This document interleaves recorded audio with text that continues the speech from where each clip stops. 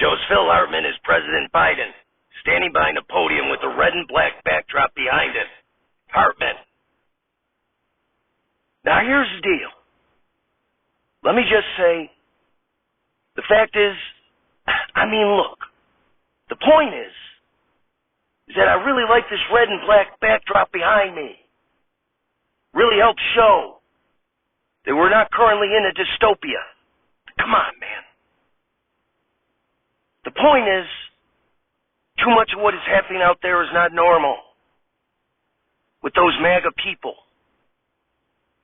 And we here in America hate things and people that aren't normal. Come on, man. Donald Trump threatens the very foundation of our republic, that being the Democratic Party. Come on, man. Now, here's the deal. Let me just say the fact is, look, the point is, there's a difference between the mainstream Republicans and that small niche group known as Trump supporters. I don't care if everyone he endorses wins their primaries. He doesn't have a lot of support. And therefore, I'm delivering a spontaneous speech about him in front of a red and black backdrop. Come on, man. MAGA doesn't respect the Constitution.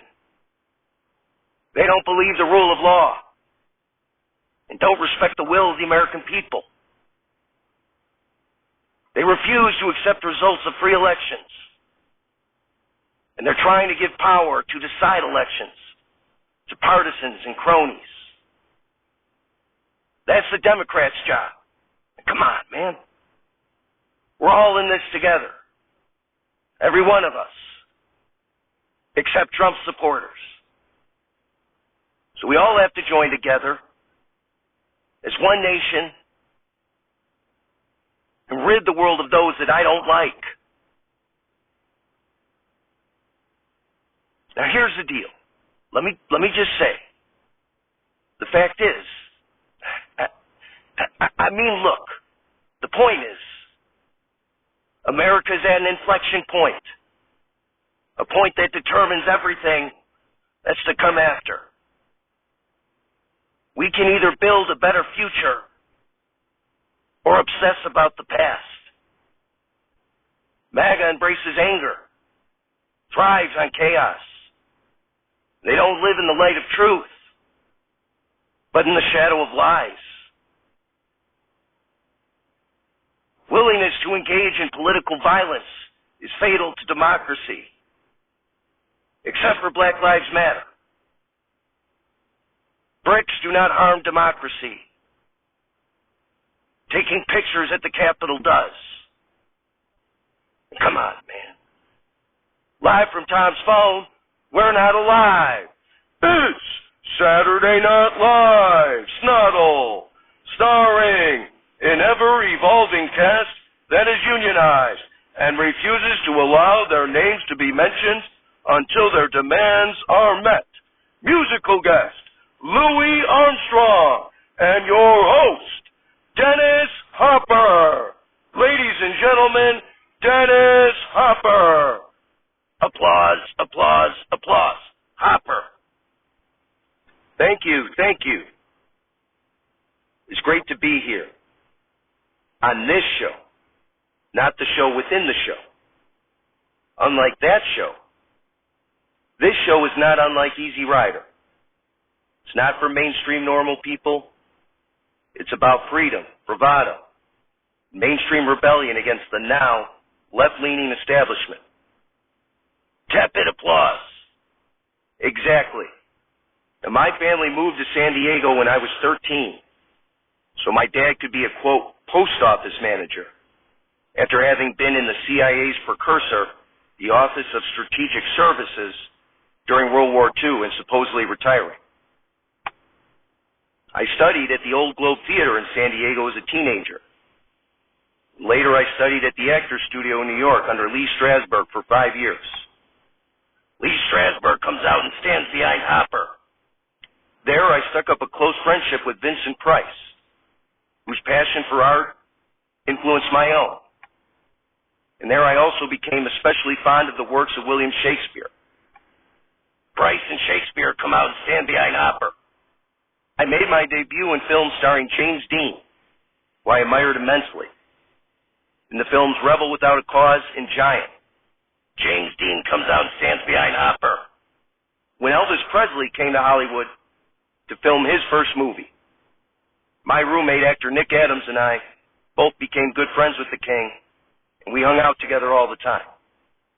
Adams and Elvis come out and stand behind Hopper. I got in a confrontation with director Henry Hathaway on the film From Hell to Texas. That cost me roles in Hollywood for years. It wasn't until John Wayne saved my career by casting me in The Sons of Katie Elder, which led to roles in True Grit and Cool Hand Luke. Hathaway, Wayne, Paul Newman, and George Kennedy come out and stand behind Hopper. Then, in 1968, I teamed with Peter Fonda, Terry Southern, and Jack Nicholson to make the landmark countercultural film Easy Rider. Peter Fonda and Terry Southern come out and stand behind Hopper. Rip Torn was supposed to be in the film in Nicholson's role, but I did end up having to cut him out. Rip Torn comes out and approaches Hopper. Both men pull knives on each other before laughing, putting away their knives and shaking hands. Torn stands behind Hopper. The cocaine problem in the United States is really because of me. There was no cocaine before Easy Rider on the street. After Easy Rider, it was everywhere. You're welcome, Saturday Night Live. Anyway, I eventually portrayed a Vietnam-era photojournalist in Apocalypse Now. During the making of it, I had some interesting interactions with the greatest film actor of all time, hands down, Marlon Brando. Marlon Brando does not come out. Okay, well, I guess Marlon isn't coming out. Oh well. Anyway, we have a great show tonight. It's been a long time coming, but look, Brando comes out with the shaved head. Hopper. Marlon Brando, everybody. Applause, applause, applause. Brando. I remember when I hosted Saturday Night Live, SNotL. It seems like 1,000 centuries ago. I inoculated some children with COVID-19 vaccines. Jerry Stiller came running up to me. I went back there. Joe King had come and hacked off every inoculated arm. There they were, a pile of little arms. And then he had Milton Berle come out and talk about his manhood. The horror. The horror. Hopper. Okay, thanks, Marlon. Now I know to not vaccinate any little kids while I'm here. Anyway, we do have a great show tonight.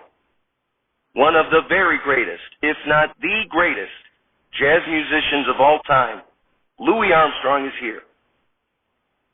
So stick around, because for both dead and alive, what a wonderful world we have. We'll be right back.